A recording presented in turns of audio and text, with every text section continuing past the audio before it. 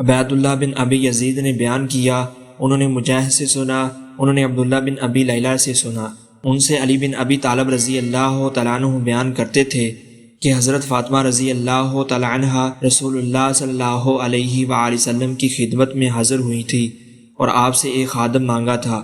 پھر آپ صلی اللہ علیہ وآلہ وسلم نے فرمایا کہ کیا میں تمہیں ایک ایسی چیز نہ بتا دوں جو تمہارے لیے اس سے بہتر ہو؟ سوتے وقت 33 مرتبہ سبحان اللہ، 33 مرتبہ الحمدللہ اور 34 مرتبہ اللہ اکبر پڑھ لیا کرو۔ سفیان بن عینہ نے کہا کہ ان میں سے ایک کلمہ 34 بار کہہ لے۔ حضرت علی رضی اللہ تعالیٰ عنہ نے کہا کہ پھر میں نے ان کلموں کو کبھی نہیں چھوڑا۔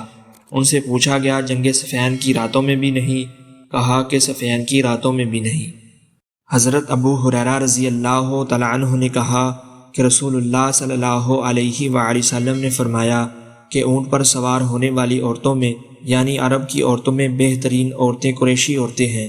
دوسرے راوی ابن طاؤس نے بیان کیا کہ قریش کی صالح نیک عورتیں صرف لفظ قریشی عورتوں کے بجائے بچے پر بچپن میں سب سے زیادہ مہربان اور اپنے شوہر کے مال کی سب سے زیادہ حفاظت کرنے والیاں ہوتی ہیں۔